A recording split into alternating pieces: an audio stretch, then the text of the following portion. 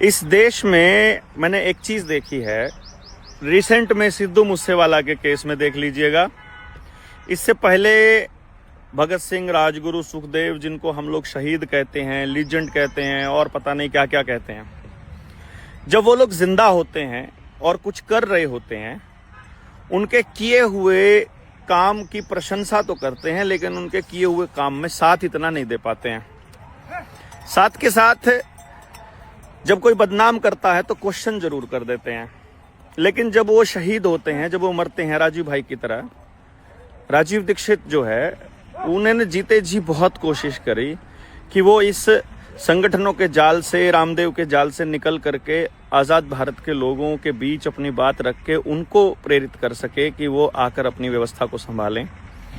लेकिन सारे क्रांतिकारी उनकी देह त्यागने के बाद और उनके मरने के बाद ही घरों से निकले, और वो भी दुकान बनाने तक ही सीमित रह गए। सारा आंदोलन यूं का यूं रुक गया।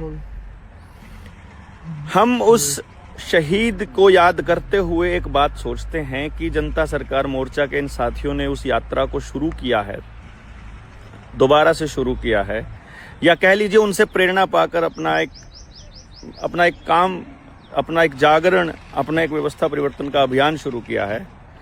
तो क्या हम इस देश से उम्मीद कर सकते हैं कि लोग अपने आप घरों से निकलें और अपने अपने गांव को बचाने के लिए निकलें?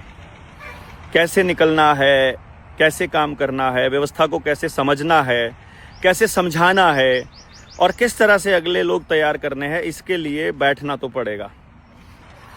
वरना शहादत के बाद करोड़ों लोग अगर अर्थी पर आते हैं तो उसका कोई मायना नहीं रह जाता है।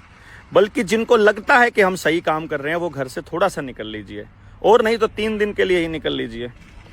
या बिल्कुल असमर्थ हैं आने के लिए, तो जो लोग आ रहे हैं उनको स्पॉन्सर कर दीजिए, अपने पास से किसी को भेज दीजिए, उसको अर्थ की मदद कर दीजिए, या आप मोर्चे को मदद कर दीजिए। आर्थिक मदद के लिए आप 95 18 17 0000 पर अपनी सहायता भेज सकते हैं। आप किसी और साथी की सीट रिजर्व कर सकते हैं, किसी की कुछ भी, आप जैसे भी मदद कर चाहें आप कर सकते हैं। मेरी गुजारिश है आपसे कि इस अभियान को आप कमजोर मत पड़ने दीजिए, वरना षड्यंत्रकारी हर तरफ से दबोचने के लिए तैयार बैठे हैं और हालात नाजुक होते जा रहे हैं, बद से बदतर होते जा रहे हैं।